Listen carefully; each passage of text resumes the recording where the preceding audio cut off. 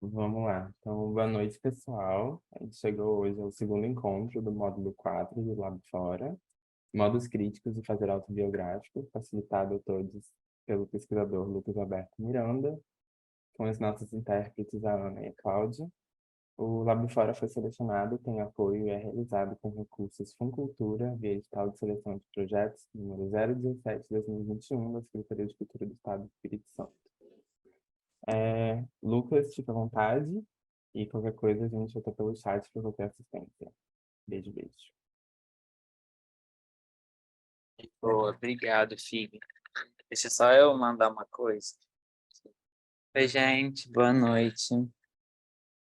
Oi, Bia. Então, pessoal, acho que algumas pessoas talvez estejam chegando hoje e sem problema algum, aliás. Foi bem dividido de forma que cada encontro pudesse se pautar conceito, né, disparador, assim, que a gente pensou até mais a nível da prática e menos de uma questão de um conceito que define uma teoria ou algo desse tipo, muito mais ligado a um gesto, a transmissão, né? Então, essas palavras disparadoras para pensar isso que leva, né, que dá nome ao curso, ao módulo, modos críticos de fazer autobiográfico. E esses 4 disparadores são a identificção, que foi o que a gente falou um pouco mais na semana passada, a presença evasiva, que é o termo disparador que a gente vai pensar um pouco mais hoje, a questão da dessemelhança infrafina, que é o motivo do nosso próximo encontro. Ah, tá, de boa. Só vamos esperar um pouquinho, que a Cláudia vai... Cláudia é intérprete de Libras, né? Obrigadíssima. Cláudia estava aqui já no nosso último encontro. E ela pediu para esperar só um pouco, porque está travando.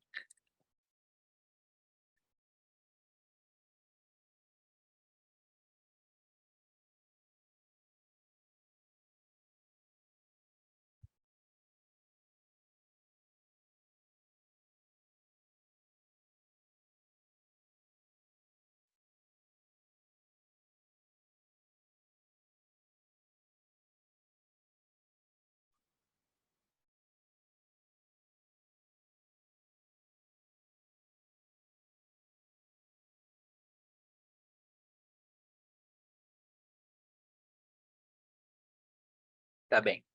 Qualquer coisa você avisa. Estou vendo o chat aqui, mas também estou com o WhatsApp depois que eu for compartilhando. Voltamos então. E a dessemelhança infrafina, né? Que é essa ideia para o próximo encontro, e fechando com a questão dos espelhos iconofóbicos. E para pensar um pouco a presença evasiva, eu vou até retomar algumas coisas do último encontro, porque eu acho que são processos que podem se corresponder ou podem funcionar de algum modo juntos. A gente ficou também de abrir para que a gente pudesse conversar um pouco sobre talvez inquietações ou questões que possam ter ficado em aberto no último encontro. E desculpa, não tinha me ligado no tempo e quando fechei não deu para a gente poder conversar. Então, digo que, assim, estamos abertos aqui para poder fazer essa comunicação, esse debate. Se alguém quiser trazer alguma coisa agora sobre o último encontro ou durante, interromper e falar um pouco, acho que faz super parte, tendo que a gente tem pouco tempo, mas é que é importante que a gente possa debater também. Ou se preferir, enfim, escrever por e-mail, coisa desse tipo também, super possível. Alguém quer trazer alguma coisa ou a gente já começa essa discussão a partir da apresentação de hoje?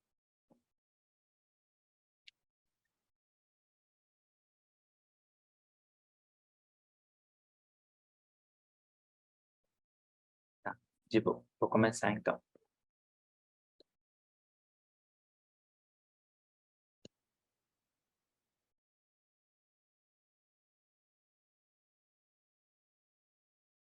Tá, acho que está todo mundo vendo, né? Hum, ok.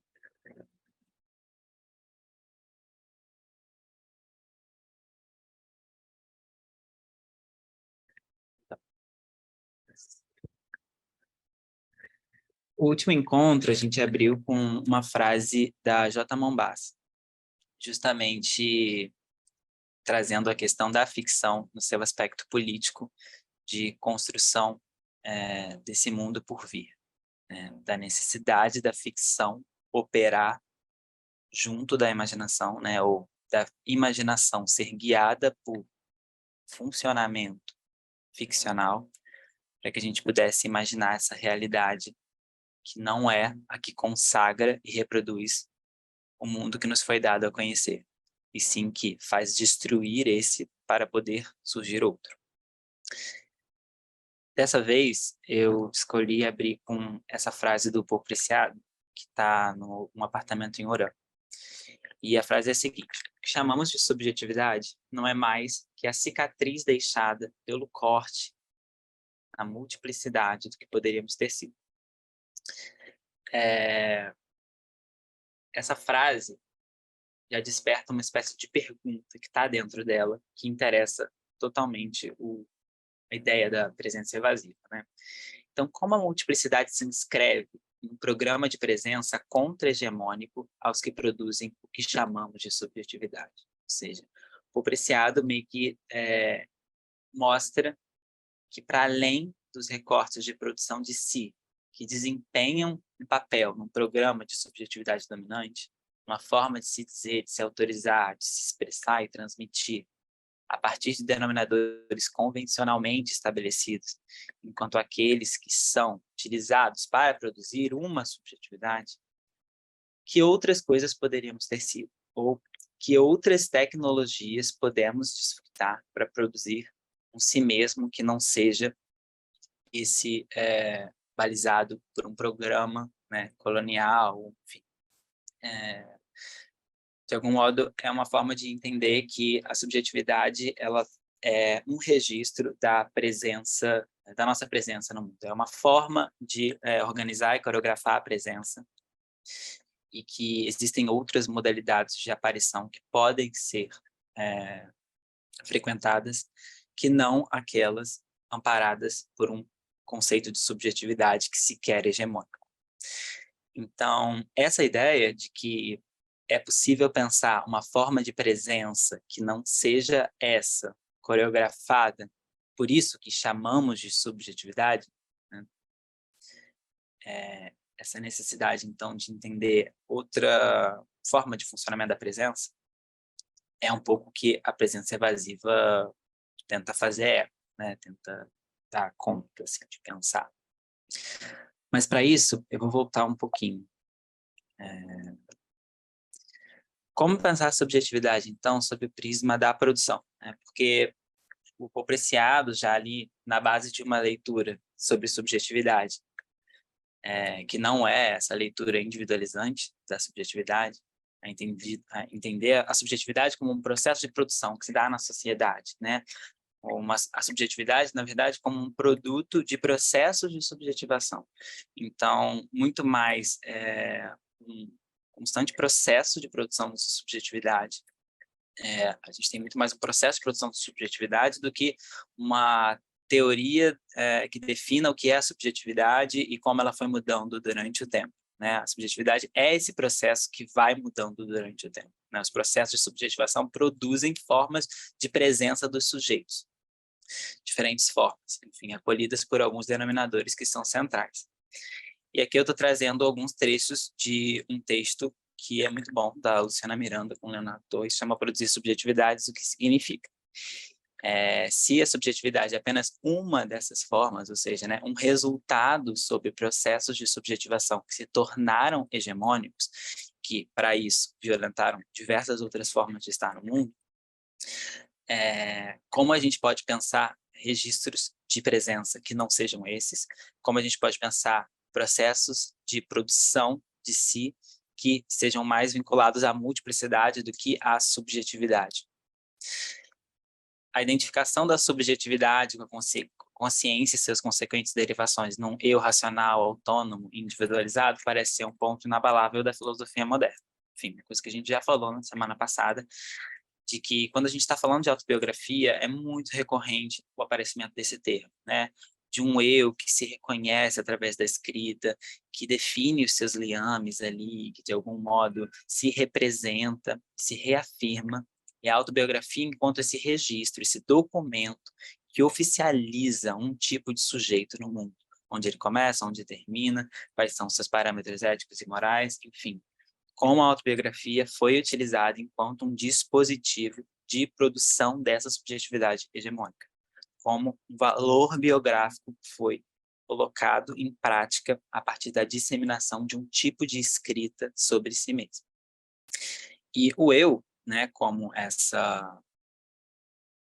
termo que remetido, né, a partir da filosofia, uma epistemologia clássica mesmo, né, a partir de Descartes mesmo, ou Bacon, e todas as discussões que vão surgir ali entre escolas, seja da epistemologia inglesa ou epistemologia francesa, vão estar de alguma forma tentando entender como esse eu se estabelece enquanto um sujeito de conhecimento, né?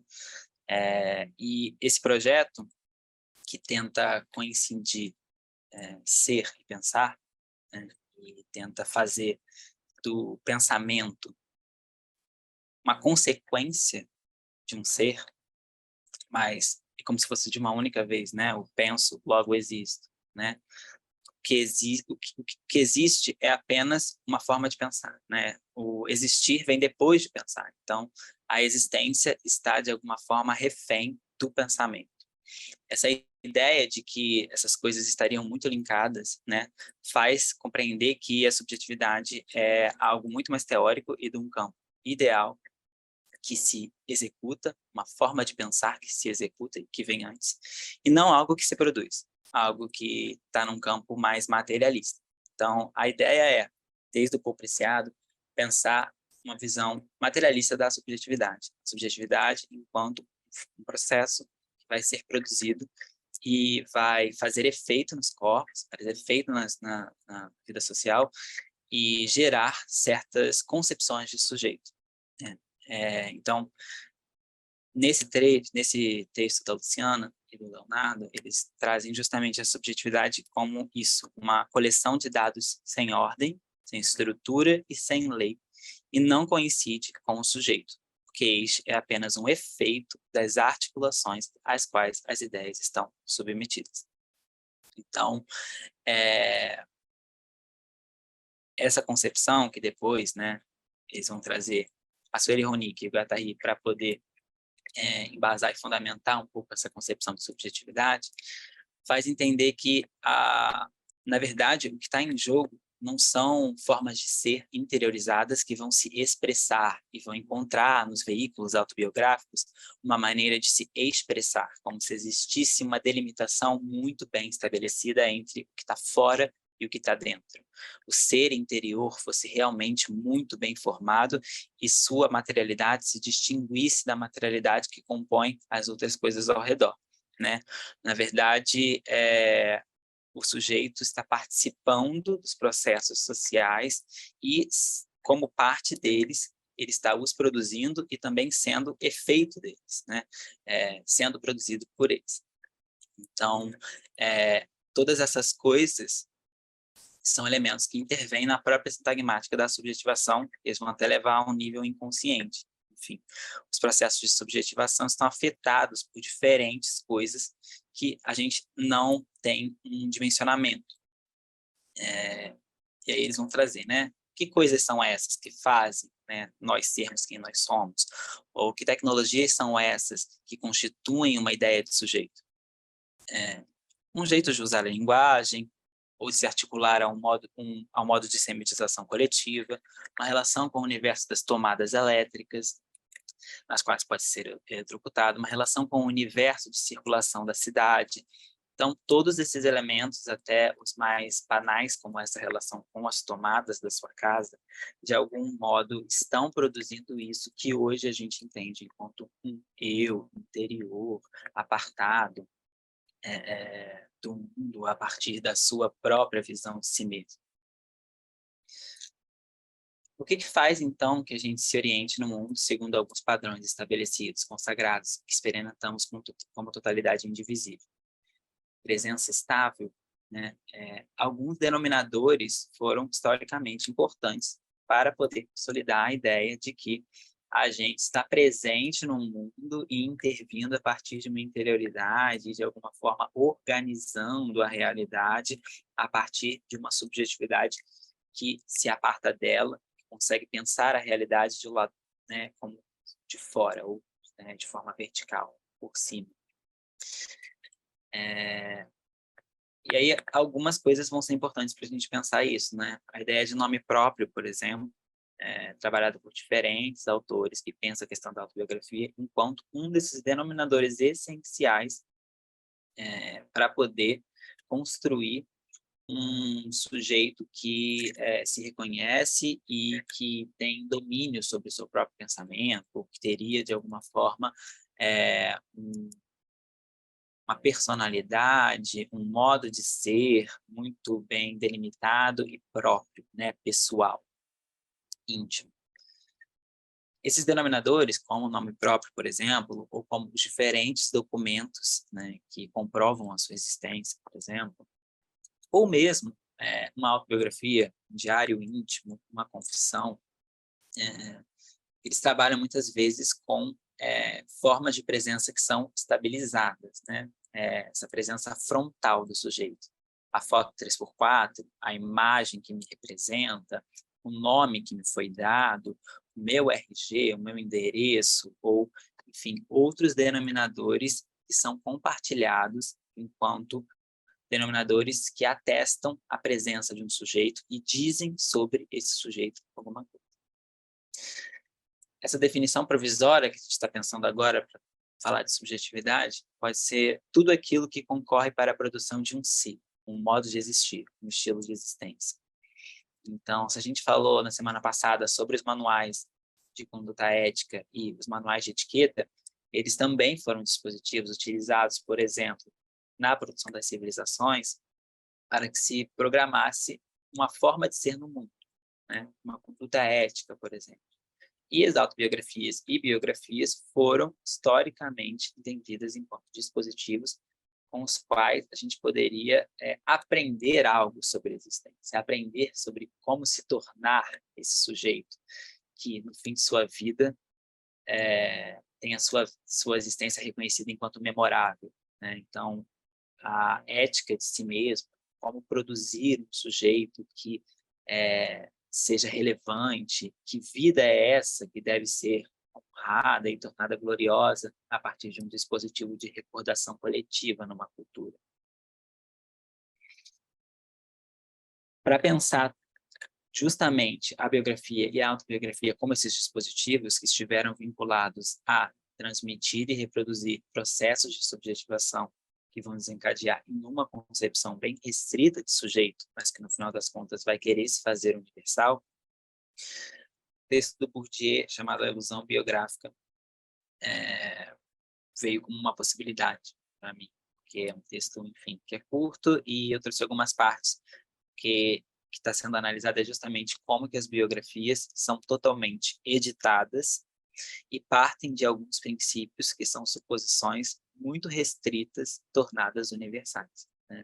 Primeiro, Bourdieu vai falar que falar de história de vida, que é a base de uma construção dos gêneros literários mais oficiais, é óbvio que a gente já discutiu também, que hoje em dia a gente tem diferentes modos literários de pensar a autobiografia de maneira crítica. Quando eu estou falando desses modos hegemônicos, eu estou falando de como que eles foram, de alguma forma, manejados e agenciados entre séculos XVIII, XIX e XX.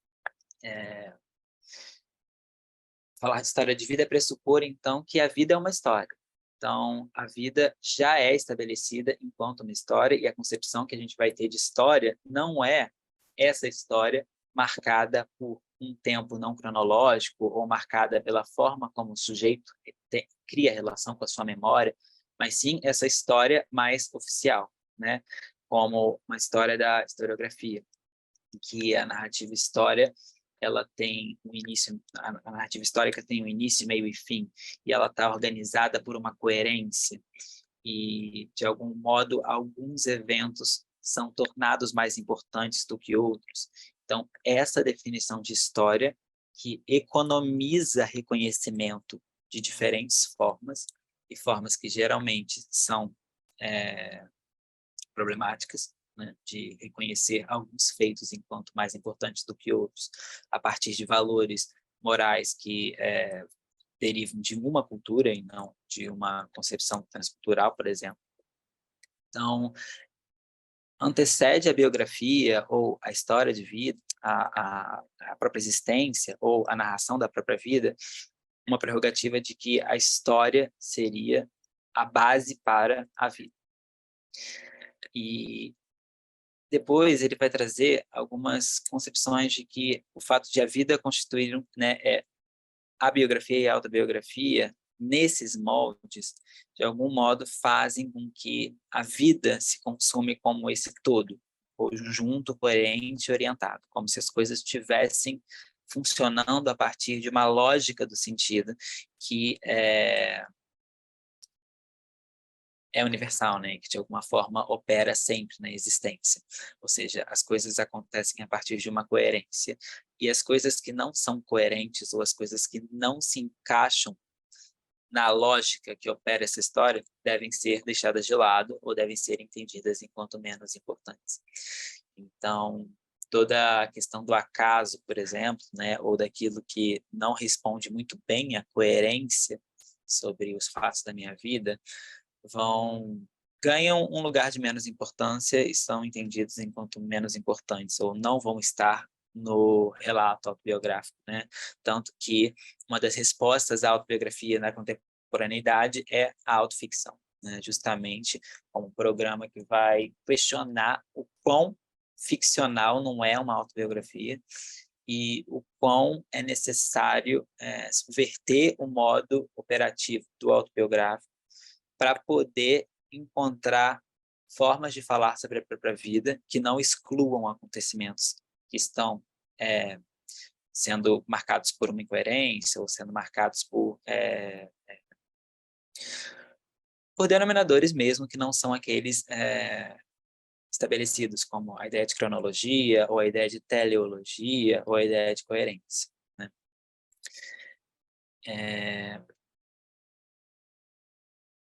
Por isso ele fala aqui no final, né? Essa vida organizada como uma história se desenrola de acordo com uma ordem cronológica, que também é uma ordem lógica, né? E que não é estabelecida por nós, assim, é como se fosse uma espécie de teia, né, de tela, que desce sobre a existência, configura qual é o desenho da existência relevante e memorável deve seguir. A gente estava perguntando justamente lá no início com o Paul Preciado, né? Como podemos produzir a... Deixa eu só olhar o chat rapidinho, porque às vezes eu não olho e eu pergunto. A gente estava perguntando justamente com o Paul Preciado como que a gente pode produzir Lucas, eu posso... Oi, total. Aqui, Lucy, eu queria fazer uma intervenção, acho que nessa questão que você trouxe agora. Sou Lucy, eu sou pedagoga e no meu TCC eu meio que abordei, pesquisei essa questão de autobiografia, assim. Mas a partir de um outro referencial, assim, o referencial que você está me trazendo para mim, ele é bem novo, porque eu fui muito a partir de pensar a autobiografia a partir de um referencial mais transcentrado, assim, como o debate que Sofia Fávero traz, Sofia Vergueiro, algumas pessoas que falam um pouco sobre isso. E aí, você trazendo essa questão agora que você, né, desse debate do Bourdieu, me veio muito algo que eu debati no meu TCC, que é a ideia de como o que certos operadores de identidade que a gente usa, de fato deveriam de fato estar comunicando para a gente, né? Quando, por exemplo, a gente usa, né, sei lá, vou falar aqui, eu sou uma pessoa que mora em determinado bairro, que estudou em escola pública, que teve uma vivência numa determinada crescendo, né, enquanto uma pessoa trans em determinada religião, o aparato religioso e tudo mais. Fica quieto. Eu fico pensando que tipo, discorri um pouco na ideia de que quando a gente fala isso, talvez de fato o uso dessas palavras está escondendo ou deixando isso numa lógica mais difusa, assim, que é você ter acesso a um currículo organizado estatalmente, então você ser oriundo de escola pública, talvez seja falar sobre isso, né? Você ter se formado numa moral religiosa ou ter sido precarizado financeiramente por conta e outras precarizações por conta da sua trajetória do local de moradia ou trajetória financeira. E aí não sei se faz sentido a pensar desse jeito a partir dessa questão que você trouxe do Bourdieu, assim, porque eu sinto que hoje em dia, assim, a especialização que a gente tem na linguagem é de certa forma, utilizar esses termos para justamente né, afastar a gente desses questionamentos e produzir até uma certa alienação da nossa identidade, né? Eu não sei, assim, eu sinto que faz muito sentido, no sentido também que a Sofia questiona muito o debate do local de fala, né? O que é essa ideia de local de fala e como que a gente pode pensar essa construção. Total. Obrigado, Lucy. Eu acho que isso é uma questão que, no final das contas, a gente eu vou falar um pouco sobre isso, né? Porque eu acho que essa ideia, né, de como se a gente estivesse fazendo uma crítica à noção de identidade ou às formas de se apropriar das práticas identitárias ou da questão de identidade mesmo, né? Na verdade, né, certamente não é isso, né? A ideia é, por exemplo, a partir até mesmo do Pode um Comestiço Falar, né, que também tem um debate sobre a questão do conceito de lugar de fala, de como que foi, de alguma forma, apropriado para se fazer fizeram uma crítica sobre o conceito de lugar de fala, como se tivesse vinculado a uma noção restrita, identitária, que, enfim, sem uma leitura realmente de recortes, enfim, de gênero, classe, raça, para pensar a importância desse dispositivo numa situação mesmo em que pessoas foram privadas das suas identidades, privadas, enfim, desses denominadores que funcionaram como denominadores de produção, né, de uma subjetividade hegemônica. Então, eu acho que tem, por exemplo, né, uma coisa que me veio à cabeça quando você falou, logo também no início do Não Vamos Matar Agora, da J. Mombassa, né, que ela fala que ela sai com um vestido e que uma pessoa fala, você tem que ter uma visão muito bem estabelecida de si para poder sair assim, né? Não é bem esse termo, mas e aí Mombassa responde justamente assim, né? É preciso ter uma visão muito quebrada de si, ou não necessariamente se reconhecer nesses denominadores representativos que dizem o que é uma pessoa que está de acordo com protocolos X ou Y de aparição pública, por exemplo, né? E quando ela fala de gaguejar, né, e de não conseguir fazer uma fala que é estabelecida enquanto dita uma fala, né, dita fala firme ou algo desse tipo, né? E justamente poder ocupar esses registros de modo a fazê-los dizer outras coisas também, né? Ou se apropriar criticamente desses registros, ou de algum modo mesmo se apropriar e fazê-los como se utilizar desses dispositivos, mas não para com as mesmas finalidades, talvez sim com as mesmas finalidades, mas fazendo-os circular de outra forma, eu acho, assim, né?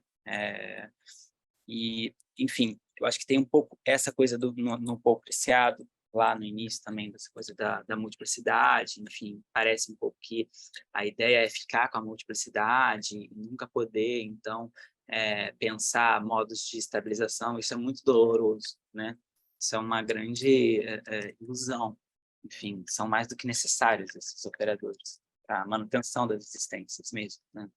Então, acho que a gente pode ir conversando um pouco. Eu não sei se eu respondi muito, mas acho que eu peguei, né, nesse viés assim que você falou, e a gente pode ir meio que debatendo a partir das coisas que vão surgir também, porque provavelmente eu vou trazer mais algumas coisas que vão falar, em alguma medida, falar um pouco sobre isso, até uma parte da J. Mombassa, que é justamente sobre, né, desfazer o imperativo do ser ou desmontar aquilo que fazem de mim, né?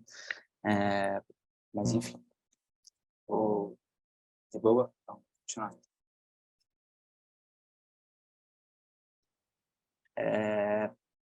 Tá.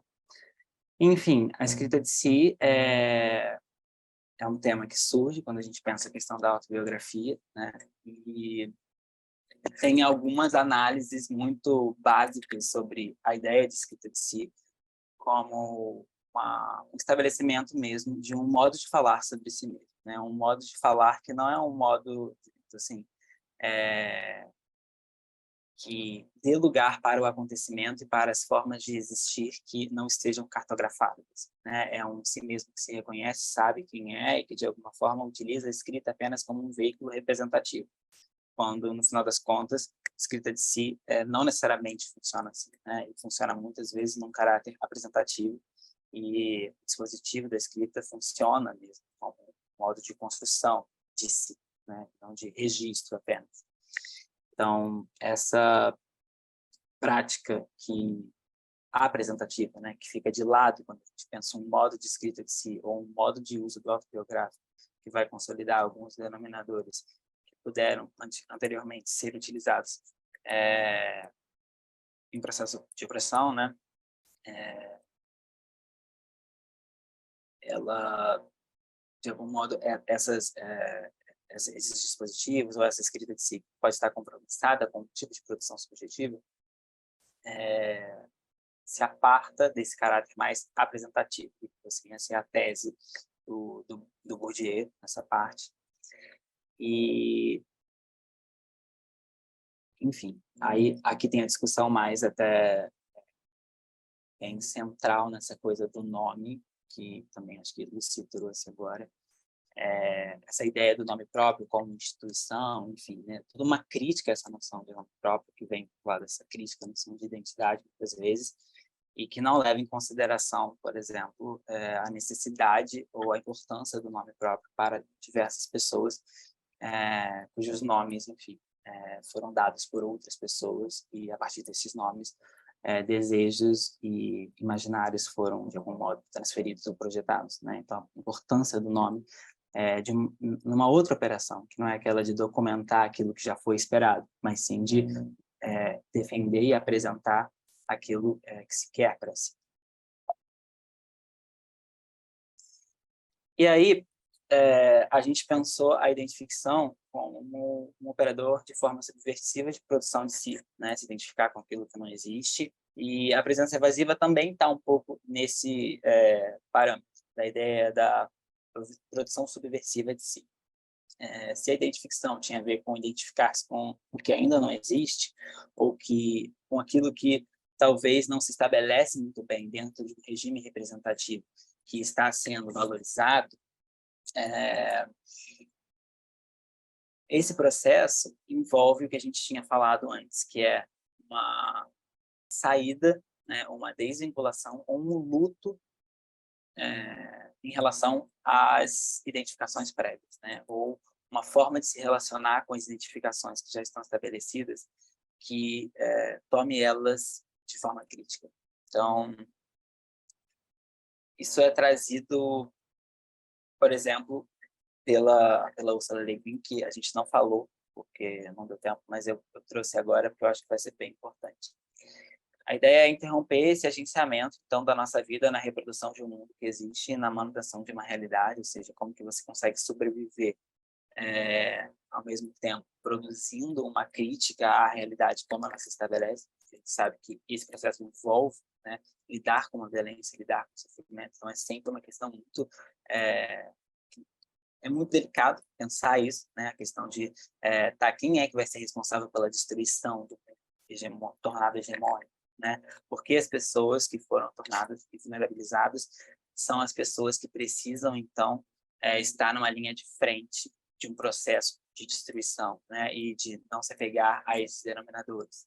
É uma crítica que a Exalta Mombassa, é uma questão que a Exalta Mombassa em alguns momentos se coloca, e eu acho que é justamente o que a gente está tentando pensar nesse processo de como se identificar com coisas que não existem, como que, com aquilo que já estamos, de alguma forma, previamente identificados, né? Como que a gente, algumas identificações são feitas anteriormente a nós mesmos, existirmos enquanto sujeitos que podem ter uma gerência sobre alguns processos que são fundamentais, como, né, a ideia de nome próprio, como que a gente pode ter um campo de jogabilidade com esses processos de identificação que precedem. Então, você estava olhando o chat somente. E aí, esse processo, então, que vem junto com se identificar com o que não existe, ou antecipar narrativas, né? Antecipar mundos, a partir de modos de se identificar com esses mundos que estão sendo produzidos ainda, em uma movimentação contra-hegemônica, como que a gente faz esse luto do mundo anteriormente pré-estabelecido, ou como que as relações de identificação podem ganhar uma margem de jogabilidade. Produzir um modo de vinculação que não se estabeleça a partir da frontalidade, estabilidade e representação, mas sim uma forma de se identificar flexível e capaz de aderir ao volátil. Essa ideia é justamente, né, de como que, a partir dessas relações de identificação e de presença no mundo, a gente pode acolher formas de representação, formas de afirmação de si, e, ao mesmo tempo, não se tornar reféns de como elas são moldadas ou como elas são delimitadas sem que a gente tenha agência, né? Ser veículo da antecipação de um imaginário. Tem a ver de novo com esses dois processos, né? Poder produzir em si uma forma crítica de si mesmo, que não se reconheça necessariamente no que já está estabelecido, mas que possa também fazer com o que já está estabelecido uma outra imagem, ou promover um gesto crítico de reconceitualização, ou reafirmação disso que já existe, né?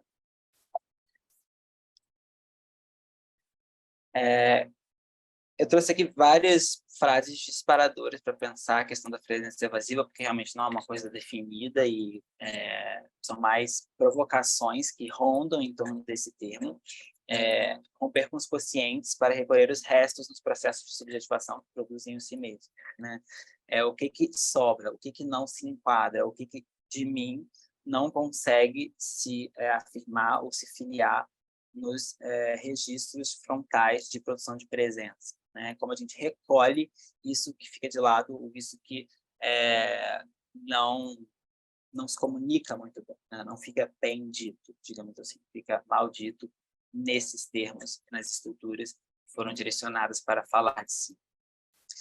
E aí, essa frase da J. Mombassa, no Para uma Greve Ontológica, né? Como desfazer o que me torna, como desmontar o imperativo do ser, entendendo que os processos de construção de identificação não são feitos a partir de uma gerência própria, muitas vezes, né? E que somos tornados em algumas coisas.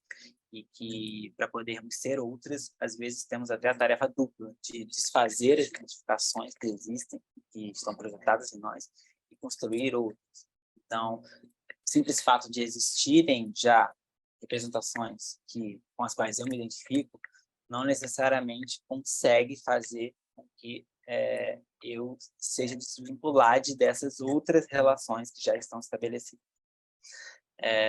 E isso fica muito evidente no texto da Ursula Le Guin, porque ela fala, né, logo no início do texto, esse parágrafo dá um pouco a ideia do que está em jogo na teoria da ficção como bolsa. E vou ler porque acho que é bem importante. Nas regiões temperadas e tropicais, onde aparentemente os hominídeos evoluíram em humanos, o principal alimento da espécie eram os vegetais. De 65% a 80% do que os seres humanos comiam nessas regiões, nas eras do Paleolítico, Neolítico e na pré-história, era coletado. A carne era o alimento principal apenas no extremo ártico. As imagens dos caçadores de mamutes ocuparam espetacularmente as paredes das cavernas e o imaginário. Mas o que nós realmente fizemos para permanecer vivos e saudáveis foi coletar sementes, raízes, brotos, botões, folhas, nozes, frutos, frutas e grãos, além de insetos e moluscos e pássaros, peixes, ratos, coelhos e outros pequenos animais que provêm proteína e podem ser capturados com redes ou armadilhas simples. E nós nem mesmo trabalhávamos muito duro para isso, muito menos que camponeses escravizados após a invenção da agricultura, e muito menos que trabalhadores assalariados desde que a civilização foi inventada. Uma pessoa na pré-história podia ter uma vida boa trabalhando por cerca de 15 horas por semana. já começar com esse parágrafo, mostrando que não necessariamente o modo como nos foi dado imaginar o passado, ou nos foi dado imaginar um processo, né, de organização grupal na história, necessariamente segue critérios científicos ali, ou esses modos que a gente pensa, né, essas narrativas científicas, não condizem com outras realidades que não se inscrevem, né? Ou seja, a realidade que, né, ou essa forma de pensar o passado que a Ursula Le Guin está falando, está trazendo é justamente que essas narrativas de que dependeríamos totalmente da caça e que, por fim, através dessa narrativa, um gênero é tomado enquanto aquele que vai fazer e desempenhar os papéis ativos da realização, da sobrevivência do grupo, né, que é o que ela vai continuar criticando. Na verdade, é uma espécie de ficção que a ela é atribuída um caráter de realidade por algum tipo de protocolo científico e de verdade, e isso vai sendo propagado e fazendo efeito como verdade para justificar diferentes condutas. E depois de falar um pouco sobre isso, sobre como que esse imaginário foi constituído enquanto real e construiu efeitos que até hoje estão presentes no modo como a gente pensa, por exemplo, gênero, a Úrsula diz, nos construímos com essas identificações, mesmo que sofríveis. Me torno o que quero, mesmo que isso signifique me tornar no sofrimento dele. E por isso precisamos entender como se deslindar desses processos e fazer com outros.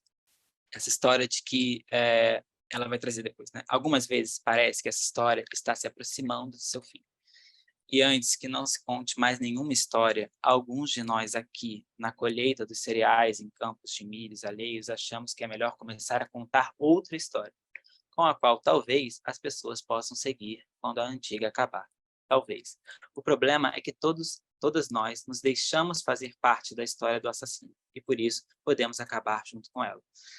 Enfim, essa posição mais ativa aqui de afirmação dela eu trouxe, mas eu acho que o que mais interessa é essa ideia de que estamos, de alguma forma, agenciados a essa história que diz algo sobre nós, sobre a qual nós queremos, de alguma forma, encontrar uma posição ativa e poder dizer, né, frente a ela, não uma cena passiva, que ela nos atribui que somos. Mas essa história, quando acaba também uma forma de identificação que nós temos com essa história e que, por vezes, nos é dada de forma vertical. Então, essa história de que o problema é que todas nós nos deixamos fazer parte da história, né? Não sei se nos deixamos, mas acho que mais somos colocados para fazer parte dessa história e acabamos compliciando esse processo. Podem acabar junto com ela. Enfim, podemos acabar junto com ela. Ou seja, há algo sobre nós que morre com o mundo a ser destruído. Né? E dessa maneira é com certo sentido de urgência que procura a natureza, o tema, as palavras da outra história, a que não foi contada, a história vital. Essa história da história de vida. Né? E aí tem todo um giro para pensar o porquê, que aqui é a life story, né? História de vida, mas que não é essa história de vida que ele estava falando, que usava os denominadores da identidade, do nome próprio, do documento, para poder produzir uma forma de subjetivação. Né? Poder pensar a história de vida e esses operadores de construção em si a partir de uma outra funcionalidade, ou com um outro propósito ético. Essa frase, o aparecimento da gramática da morte e da vida em Mombasa e Le Guin. Então, também na J. Mombasa isso aparece, a questão do destruir e um mundo que precisa morrer e uma forma de vida que realmente seja coerente aos modos plurais de construção de vida e de existência. Né? E na Ursula Le Guin também aparece. E isso que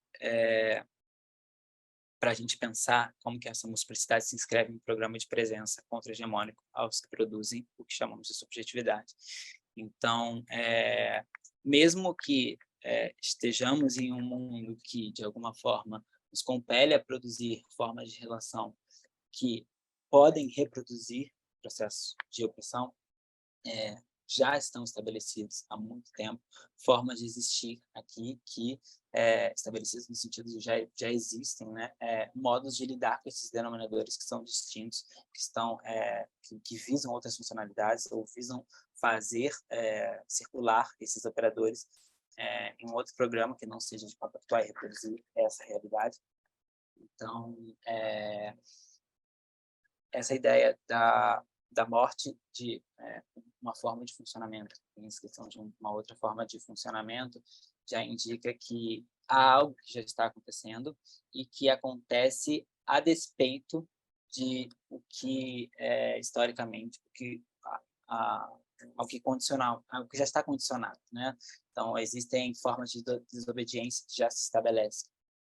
E essas formas de desobediência, por mais que tenham que ser abafadas historicamente, secularmente caladas, etc., elas encontram modos de fazer presença que, por vezes, não são os modos entendidos enquanto frontais, e sim formas de existir, formas de fazer presença que se acolhem em outra estrutura de conduzir mesmo a própria vida.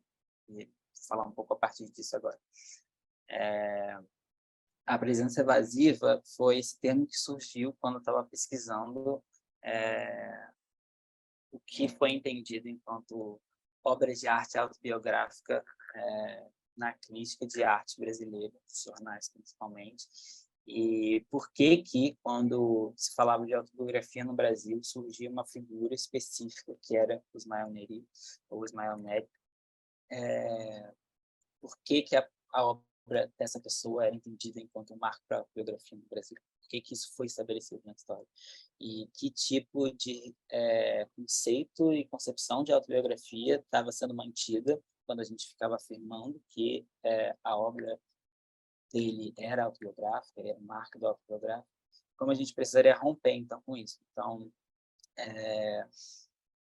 o que eu pensei justamente a partir dessa pesquisa com o Ismael Neri era justamente como reescrever a história do Ismael Neri, pensando que só era possível dar ao autobiográfico no Ismael Neri a sua radicalidade política se essa narrativa não fosse de novo utilizada para dizer porque ele era um artista que falava sobre a sua realidade, a sua vida a partir de um diário íntimo, ou seja, que o autobiográfico ali estava meio que engajado nessa ideia de que existe uma essência que é reproduzida e reafirmada a partir de um dispositivo artístico que serve apenas para expressar e documentar uma coisa, que não tem nenhum tipo de caráter criador, nenhum caráter ativo de produção de significado, é apenas uma tela em branco em que essa pessoa afirma e mostra coisas que precedem o processo de criar-se e fazer-se. Enfim, no final das contas, lendo muitas coisas que Ismael Neri escrevia, muito pelo contrário, em nenhum momento surgia essa ideia de que ele tinha encontrado quem ele era, que ele finalmente tinha feito um trabalho que desse conta de revelar sua subjetividade, interioridade. Na verdade, é uma obra considerada autobiográfica, mas todo o escrito é um escrito de não encontrar aquilo que se busca. Toda a obra é, na verdade, uma demonstração do fracasso do autobiográfico no sentido de conseguir dar conta da multiplicidade na estrutura pensada do autobiográfico na sua forma mais restrita, né? Não de uma forma crítica. E aí a presença evasiva surgia em alguns momentos. O Mané escreveu vários poemas, e essa presença evasiva surgia em alguns momentos para pensar isso que ficava de fora, isso de si mesmo, que nunca realmente fechava a equação. E quando eu trouxe esses dois termos, presença e evasiva, a ideia de presença é mesmo na noção de estrutura, aquilo que precede a forma de aparecimento de si, né? O que é reconhecido como uma forma, uma presença, aquilo que dá conta de avisar sobre o reconhecimento de um sujeito, né, da existência de uma consciência ou de uma forma de pensamento sobre si. E evasiva porque tem 3 bases de definição que podem ser interessantes, né? Escapar, encurtar-se, esquivar-se. Frase de sentido vago, com que se evita responder alguma questão de modo categórico, ou aquilo que serve de subterfúgio. Então, que presença é essa? Que não é a presença que se delimita, se representa e se cartografa, mas essa que, nesse processo, escapa um pouco. Nesse processo, fica algo furta-se, algo não é dito, algo não fica, não é comunicado, por exemplo, né? Isso que tem um sentido vago, ou que não responde, né? Que recusa ter que responder. E isso que serve de subterfúgio, como isso que talvez, nesse lugar em que não se responde, não se,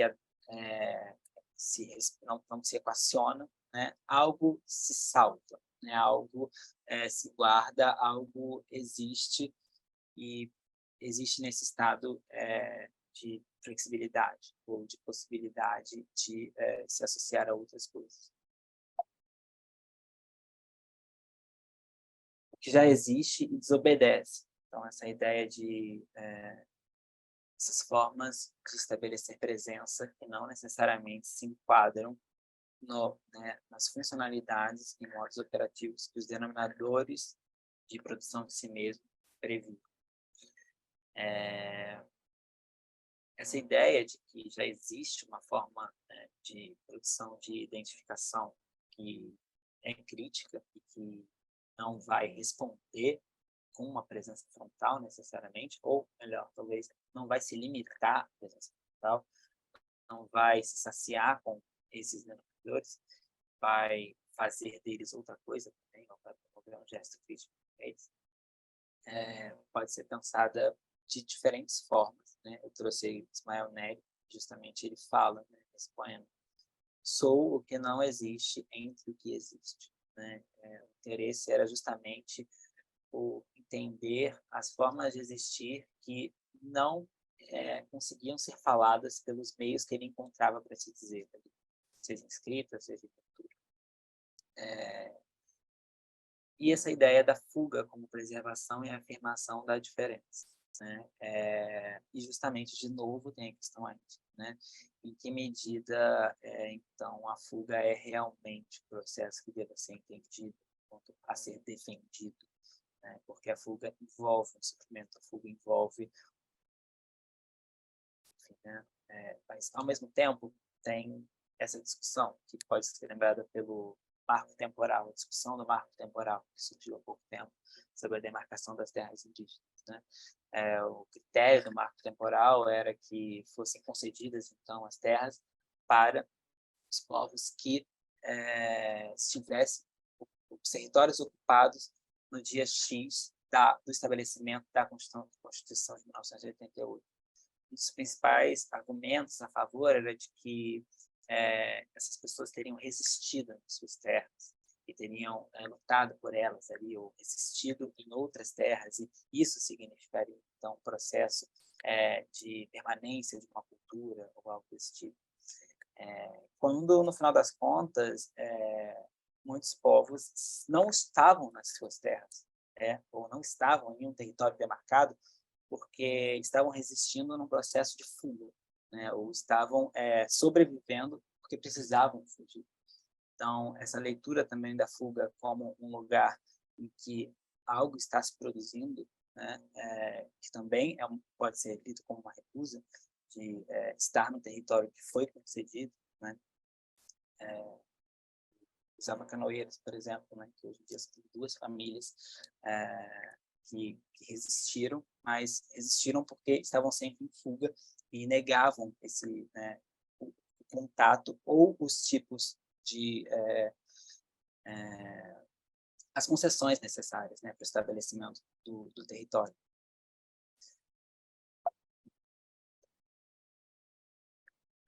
Para pensar essa situação, né, do Ismael Neri, algumas pessoas pensavam a autobiografia no Ismael Neri a partir da psicanálise. É muito comum ter uma leitura a partir da psicanálise do Ismael Neri.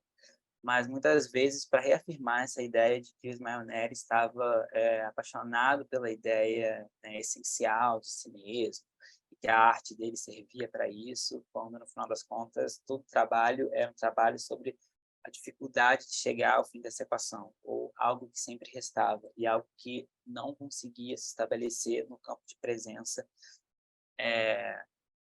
hegemônica. Então, uma das formas de pensar isso, né, é analisar todos os autorretratos que o Ismael Nery fazia e como que isso poderia, ao mesmo tempo, ser uma forma de repetição da própria representação e dizer, então, essa pessoa estava totalmente decidida sobre si mesma, se representava de diferentes formas, diversas vezes. E os autorretratos, no final das contas, também podem ser vistos a partir da ideia de que era necessário repetir porque nunca conseguia se consagrar uma coisa, uma imagem definitiva, né? Eu acho que vale mais a pena ir por esse caminho para pensar de forma crítica a produção da autobiográfica, uma autobiográfica que esteja aberta à produção da diferença e não que esteja atrelada à reprodução da identidade ou do mesmo,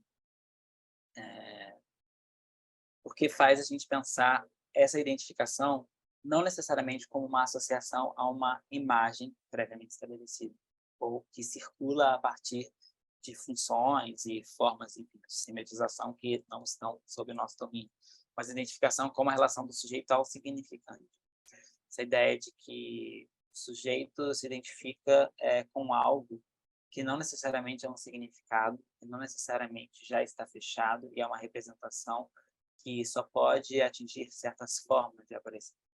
Essa abertura da ideia de significante como algo que está em ressonância, que pode encontrar formas distintas de significação, que de algum modo está aberta à diferença, faz com que a identificação possa ser um modo sim de vinculação, um modo sim de engajamento, mas que ela não necessariamente precisa ser um modo de definição e de limitação, né?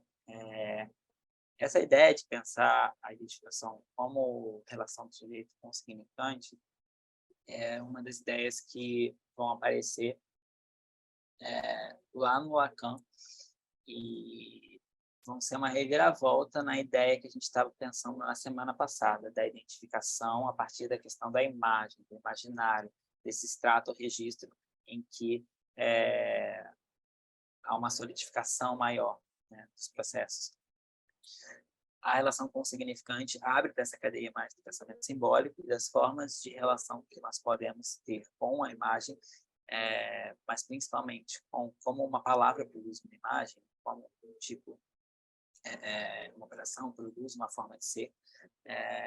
E essa ideia de que a partir do significante você abre para a diferença faz entender que, tudo bem, existe um processo de identificação. Nós, de algum modo, nos encontramos, por vezes, reféns de identificações que nem mesmo podemos ter agenciamento sobre. Mas a forma como a gente reproduz essa identificação, ou a forma como a gente se torna naquilo que foi tomado como objeto da identificação, não é essa que estabelece A é igual a A. Ou seja, eu não me torno o idêntico daquilo que me identifica. O que se produz nesse processo é sempre a tentativa, talvez, de me tornar naquilo, mas com a diferença que é a impossibilidade de me tornar naquilo. Então, por mais que a gente possa ver o processo de identificação também como um processo de produção de repetições de imagens já consagradas e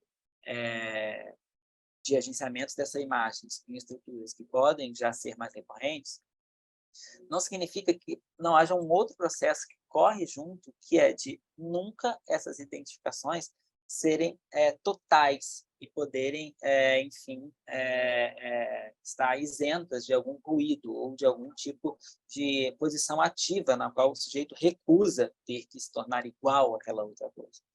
E essa ideia de que uma diferença, algum registro se repete, que é aquele da desobediência, que é aquele do não igualar, né? Eu trouxe para pensar a partir dessa noção de significante também. Coloquei que o significante se distingue do signo. Isso é uma frase que está lá no seminário 8 do Lacan. significante se distingue do signo por manifestar apenas a presença da diferença, nada mais. A primeira coisa que ele implica, portanto, é que a relação do signo com a coisa seja apagada. Então, essa ideia de que quando uma identificação é executada ou é reproduzida, na verdade, é necessário que para isso aconteça, uma diferença se produza, uma relação, né, seja apagada, que não seja muito precisa a relação da identidade com aquilo que ela deveria representar, esse apagamento, esse registro, que algo não se escreve ou algo se escreve de forma diferente, em que há um agenciamento ativo de uma produção de diferença, é trazida nesse texto como uma forma de produção de um apagamento. Então, um modo de agenciamento de uma coisa, né, de um signo com uma coisa, é apagado, porque um registro de diferença é afirmado frente a isso. E aí eu acho que é interessante pensar esse apagamento com a noção de evasão, com a noção de produzir uma ausência a uma resposta frontal. A tentativa de retomar ou incorporar ou tornar-se naquilo que seria identicamente idêntico ao que foi estabelecido como a coisa a se identificar, faltará sempre. A tentativa de representar evidencia que o que se repete é também a diferença.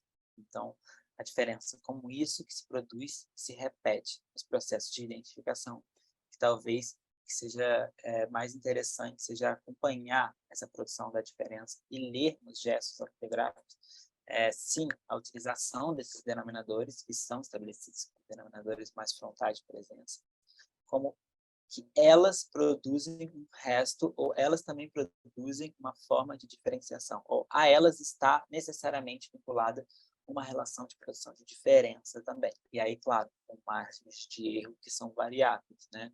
Algumas identificações podem produzir modos muito pequenos de diferenciação, ou outros modos muito maiores, e alargar aquele campo do que se esperava sobre a identificação. E eu trouxe algumas coisas que são interessantes, talvez, para pensar. Uma delas é o trabalho da Sophie Calle, que é uma artista francesa, mas mais por conta do que aconteceu depois que esse trabalho foi feito, menos por conta do trabalho. Bem, a Sophie Calle ela recebeu um processo depois desse trabalho. Eu acho que isso que é uma coisa interessante, porque basicamente o trabalho, que é contado sobre o trabalho, é que ela encontra essa agenda de uma pessoa que ela não conhece nas ruas e ela decide marcar um encontro com diferentes pessoas que estão nessa agenda, né? Diferentes números e e-mails de pessoas que estão nessa agenda, ela marca um encontro. E ela diz que encontrou uma agenda e que tinha o telefone dessa pessoa e conversa com essas pessoas que estão nessa agenda, sem saber como elas estão relacionadas necessariamente com a dona ou o dono da agenda. E a partir do que essas pessoas falam, ela começa a imaginar quem é esse sujeito, ou essa pessoa que perdeu a agenda.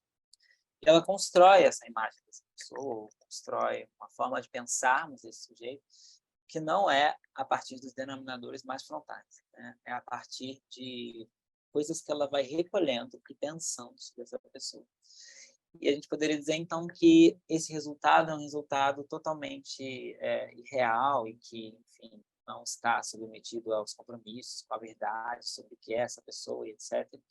Mas justamente o que é curioso é que, no final, essa pessoa processa ela e se sente, de alguma forma, sim, né, tem a sua intimidade, sua privacidade exposta, né?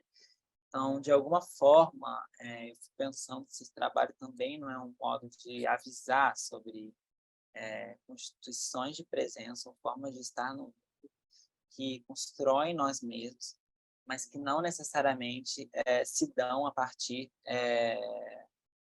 elas podem sim se dar por esses denominadores, como ela poderia ler o nome da pessoa, procurar saber a partir do nome da pessoa quem essa pessoa é, Mas isso interessa, mas interessa também aquilo que não se cartografa nesses registros, né? Então, não é uma negação desses registros, e sim o entendimento como que eles funcionam junto de outras coisas que não foram entendidas ou reconhecidas enquanto importantes para falar de si. E aí, voltamos a essa ideia do sou que não existe entre o que existe, né? E como que isso surge ali no Ismael Nery, é uma frase meio jogada num poema que se chama Eu. E terei de captar a minha sinceridade em alguém que não seja eu, e até muito pelo contrário, seja bem diferente de mim. Então, essas outras afirmações do Ismael Nery que contradizem um pouco essa ideia de que o Ismael Nery estava escrevendo um diário íntimo de sua obra e estava introduzindo o autobiográfico no seu dimensionamento literário mais clássico, convencional, na arte brasileira. Esse outro trabalho que eu acho que é super importante, acho que talvez valeria a pena a gente ver o vídeo da Doris Salcedo, que está aqui embaixo, porque de alguma forma fala um pouco sobre como que a Doris Salcedo, essa artista contemporânea colombiana, vai tomar justamente esses registros, né, de ou desaparecimento das pessoas, ou essas formas de presença que se fazem, por exemplo, a partir dos objetos que essas pessoas manipulam, e a partir de, principalmente, das ausências dessas pessoas, né? Ou seja, não a partir daquilo que a gente poderia se apegar mais a conseguir imaginar quem essas pessoas são, né? Justamente um desafio a imaginar quem essas pessoas são, mas poder transmitir a forma de presença delas.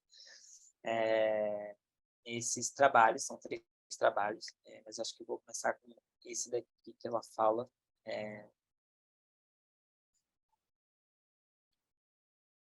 Eu não sei se vai ter uma tradução simultânea, então, de legenda. Então, posso falar o que eu... Se não tiver legenda, eu tento traduzir. Deixa eu ver.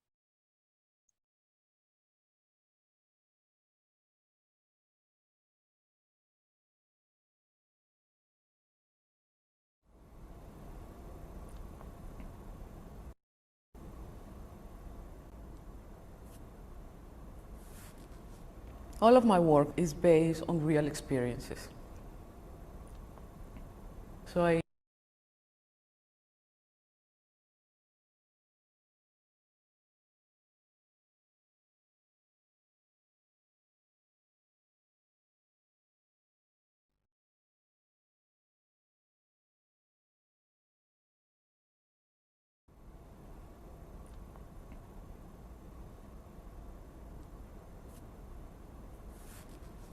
all of my work is based on real experiences. So I try to find individuals who Todo have meu gone through trabalho extreme experiences. se baseia em situações reais, né, que aconteceram, tentando encontrar sujeitos que passaram por experiências extremas.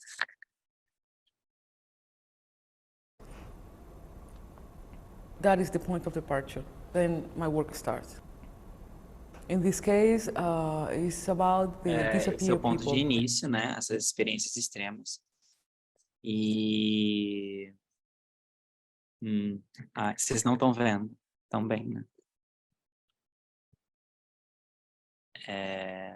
Talvez esteja cortando um pouco, pelo que eu entendi, mas In Colombia. eu vou só mostrar um pouco, então, as imagens que eu vou falar. And how their families never ever hear anything about them. And what I found was a lot of pain Entendi já o located. que aconteceu, vocês não estão vendo tudo.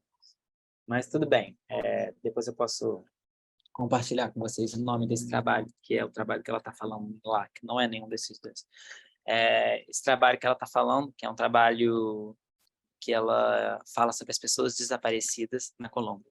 E ela coloca esses objetos pessoais dessas pessoas dentro desses espaços na parede, com uma espécie de tela que impede que você consiga ver realmente aquele objeto, e algumas caixas que, segundo ela, eram elementos recorrentes nas casas desses sujeitos desaparecidos, como que esperando que, de novo, essas pessoas estivessem ali. Outro trabalho que também fala um pouco sobre essa presença a partir da diferença, ou a partir da ausência, ou como se constrói presença a partir de formas que não são essas mais representáveis, né, a partir de denominadores mais frontais. Tá. Obrigado, filho. É o Shibboleth, que é essa cicatriz bem grande que a Doris Salcedo faz na Galeria Tate Modern.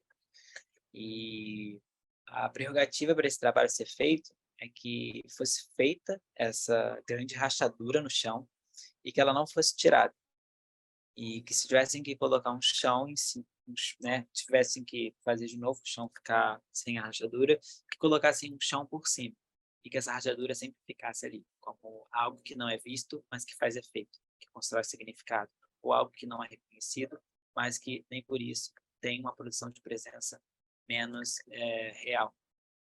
E Shibboleth, ela fala que é essa palavra que dá nome justamente a uma relação de diferença entre um modo de pronúncia de dois grupos e que teria sido utilizado para poder, a partir, ou seja, dessa forma de diferença que se percebe no modo de pronúncia de uma palavra, para poder separar dois grupos ou identificar sujeitos de um grupo que foi massacrado.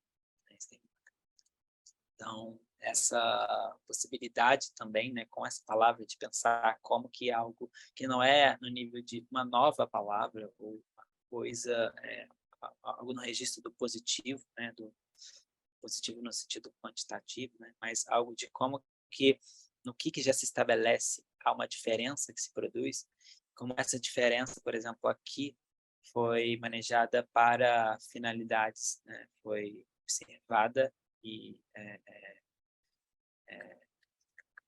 de modo a um fim de extermínio, né? A um fim de reconhecimento a partir da diferença para poder... Enfim, então, esse outro trabalho, né, que a Doris Salcedo pendura essas 280 cadeiras, fala do golpe do golpe de guerrilha em Bogotá, no Palácio da Justiça de Bogotá, e, de algum modo, tentar relembrar um acontecimento histórico que se dá ali, mas que passa despercebido a partir das monumentalidades que foram erguidas, né, ou a partir da arquitetura que está exposta. Apesar de marcar o espaço, não se inscreve nos denominadores da visualidade, que ela faz ali é justamente expor isso, que está evidente, mas sendo abafado, né? As 280 mortes dessas pessoas. E eu acho que é isso. Eu acho que ainda tem mais 10 minutos. Então, eu não fiz uma coisa mais longa, eu também não trouxe mais trabalho, até porque é isso, assim, é um termo mais disparador e eu nem acho que, na verdade, tem uma coisa de reconhecer que foi feito isso num trabalho, né? Mas mais poder pensar como alguns trabalhos podem flertar com esse termo, podem pensar junto. Enfim, eu acho que, basicamente, era isso. A gente pode interromper um pouco antes de falar um pouco, se vocês quiserem. Não sei se o Lucy quer falar um pouco mais, né? Se alguém quer falar alguma coisa, acho que surgiram algumas coisas.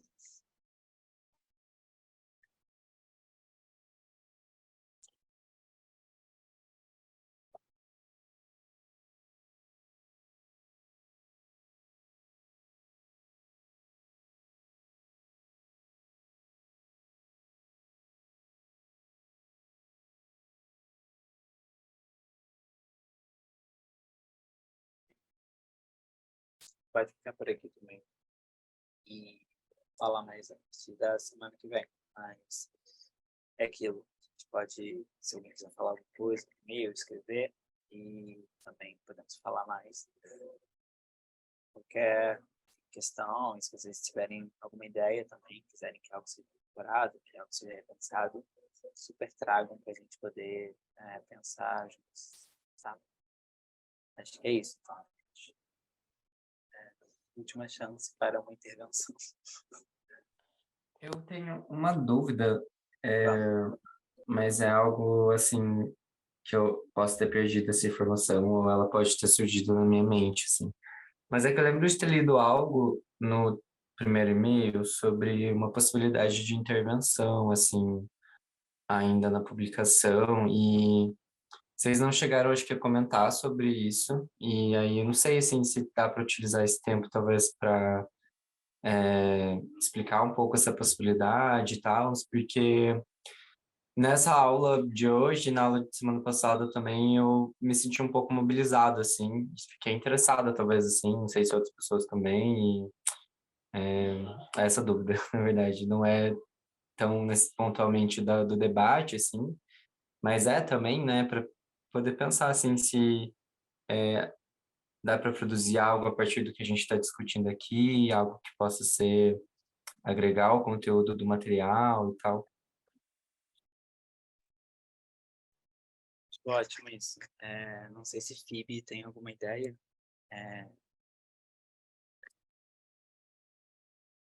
Oi, gente. Então, está sendo produzido um e-book com 5 cadernos educativos, um para cada módulo do Lab Fora. E aí, cada pessoa que participa se sentir mobilizada a produzir alguma coisa que a gente possa incluir nesse livro, pode compartilhar isso com a gente, tanto por meio de exercícios propostos por cada facilitador, quanto por vontade própria, assim, espontânea e tal. Então, se vocês sentirem que vocês querem produzir alguma imagem, algum texto, uma transcrição, alguma coisa, sabe? Fiquem à vontade. E Lucas também está super à vontade para propor exercícios que gerem essas produções em vocês, enfim. Mas, no final das contas, é sobre vocês também quererem produzir. Então, a gente não pode ficar pedindo muito sem que vocês queiram. Então, fica meio que nesse lugar, assim, entre o que vocês querem fazer e o que o Lucas quer propor também. É basicamente isso. Eu não tinha, na verdade, pensado em uma proposta de exercício, assim, ou coisas para a gente poder pensar, mas acho que valeria a gente trazer, assim, que achar interessante. Mas posso pensar em alguma coisa mais direcionada na semana que vem também, para a gente poder somar a algo que pode ser colocado nesses cadernos. E acho que, de todo modo, a gente pode, mesmo sem uma proposta agora, assim, de uma prática já direcionada, se alguém se sentir interessado a trazer algo, acho que super importante, interessante e até acho que me ajuda mais a direcionar e entender, até realmente debater, assim, porque, como eu falei, são coisas que eu estou trazendo, mas que estão super num campo de articulação, entendimento de como elas funcionam, como podem ser, né, tornadas vinculadas assim a outros interesses. E tá, Phoebe está dizendo que se quiserem subir coisas na pasta da turma também fiquem à vontade. Então, acho que é isso. Acho que a gente pode ficar com uma proposta mais aberta se vocês quiserem trazer qualquer coisa que seja, enfim, algo que foi produzido a partir das inquietações aqui, ou provocações, ou questões, enfim, podem ter surgido como efeito, ou enfim, né? Acho que valeria a pena. A gente pode pensar na algo que vem já, até a partir disso. Mas também posso pensar alguma coisa mais direcionada, se for o caso, na semana que vem. Acho que pode ser assim.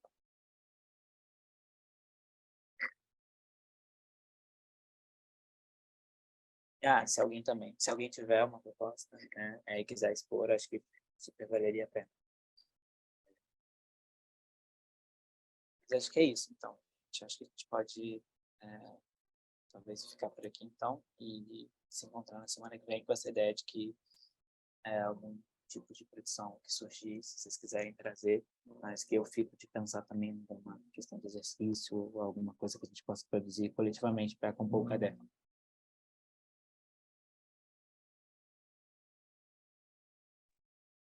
Bom, é isso, gente. Fiquem à vontade para compartilhar qualquer coisa que vocês quiserem com a gente. E a gente se vê semana que vem nesse mesmo horário, no mesmo link. E é isso. Bom descanso para todo mundo. Boa noite. Obrigada, Ana. Obrigada, Lucas. Beijo, Obrigado, beijo. Ana. Obrigado, gente. Tchau, tchau. Boa noite. Até semana que vem.